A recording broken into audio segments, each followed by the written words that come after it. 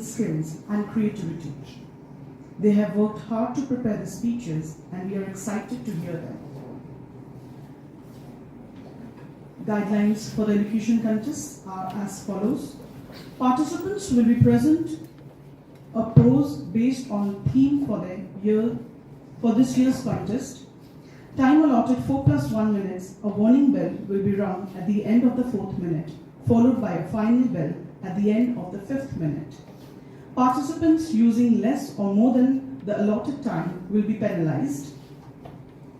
Postures for elocutionists: standing straight with hands behind one's back.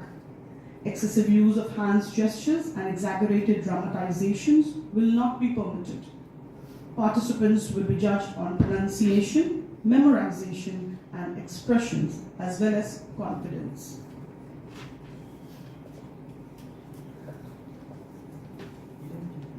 Ladies and gentlemen, our first contestant, Swajot Kotak, will be elocuting the short story, My Greatest Olympic Prize, by Jesse Owens, a famous American athlete.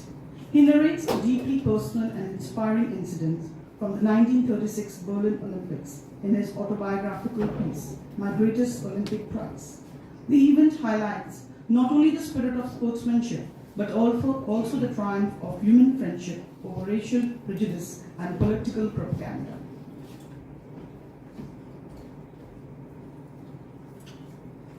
My Greatest Olympic Prize by Jesse Owens. It was the summer of 1936 and the Olympic Games were being held in Berlin.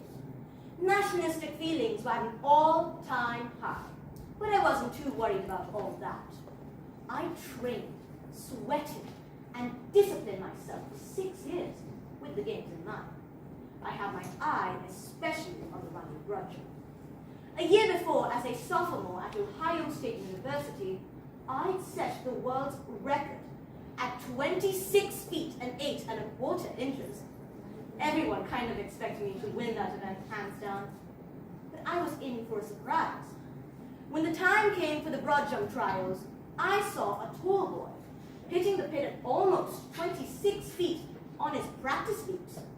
He turned out to be a German named Lars Long. I guessed that if Long won, it would add some new support to the Nazis' Aryan superiority theory. After all, I am a Negro. I was determined to go out there and really show their father and his master race who was really superior and who wasn't. But an angry athlete will make mistakes, as any coach will tell you. I was no exception. On the first of my 3 qualifying jumps, I leaped from several inches beyond the takeoff board for a foul. On the second jump, I fouled even worse. Walking away from the pit, I kicked disgustedly at the dirt. Suddenly, I felt a hand on my shoulder, and I turned to look into the friendly blue eyes of that tall German broad jumper. Jesse Owens, I'm Lars Long. I don't think we've met. He spoke English well, though with a German twist to it. Nice to meet you, I said.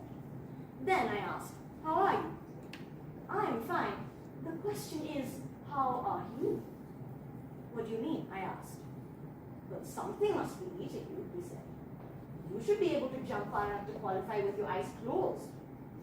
Believe me, I know it. And it felt good to say that to someone. For the next few minutes, we talked together.